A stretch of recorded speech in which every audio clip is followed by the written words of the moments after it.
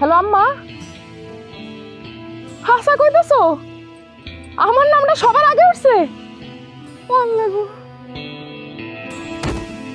আজকে আমার ভাগ্যে এই দুর্যোগের ঘনঘটা। কেন বাজান এই কথা করছো কিসের জন্য?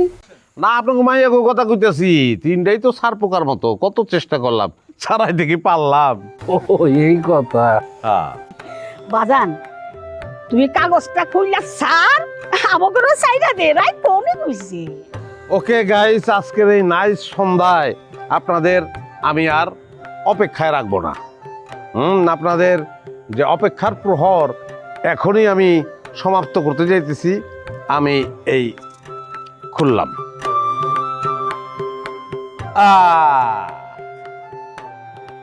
নাই লেখা নাই। কি কবা জানা, আমি তো নিজ হাতে নাম লেখা বাক্সের মধ্যে ফেলাইলাম। আমি তো নিজে টিপস দিছি, এই যে এখন আমার হাতে তো কালি ধরে যায় না। হ্যাঁ আমিও তো দিছি। নাই মানে নাই নাই নাই নাই উঠছে। দাদা কনগ্রাচুলেশন। আমি নাইমারে খুশির খবরটা দিয়েই ফেলি। কি হলো বেজার কি লিগা? আরো দুইবার তুলতেইব না, ক্যান্ডিডেট তো আরো দুইটা আছে, তিনটাই তো তুলনের কথা নাকি? বাজান কেবল তো একটা গেছে, আরো তো দুইটা আছে সিরিয়ালে। তুমি বিসমিল্লাহ কইরা আরেকটা তোলো। আচ্ছা আচ্ছা আচ্ছা আচ্ছা তালি।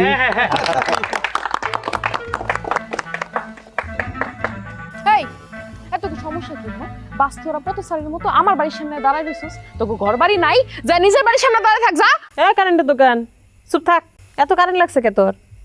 বাড়ি তোকে ঠিক আছে বুঝলাম, কেউ তো তোকে ইজারা দিয়া দেয় নাই। এটা পাবলিক রোড, কারো বাপের জমি না। এই বাপ তুলে কত কবি একদম। আমার আম্মাই কল দিছে। হ্যালো আম্মা, হাসা কইতেছো? আমার নামটা সবার আগে উঠছে।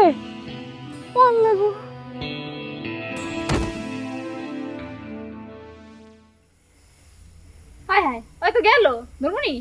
চুপ থাক। কি এর ধরবি? ওই দিনে খুব কইছিল আমার মায়েরে যে আমার মা সুরজ হয়ে বাড়িতে ভেটকানি দিয়ে পড়ছে। আজকে ওর কি হয়েছে?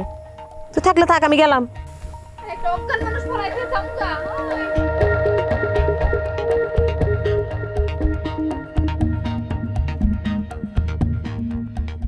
ওই একটা অজ্ঞান মায়ের ফলাই থেকে জামুগা, যতই হোক প্রতিবেশী তো। হরে প্রতিবেশী তো পিড়িতে ঠেলা গদ গদ, এত পিড়িত লাগলে তুই যা, আমি যাইতে পারুম না।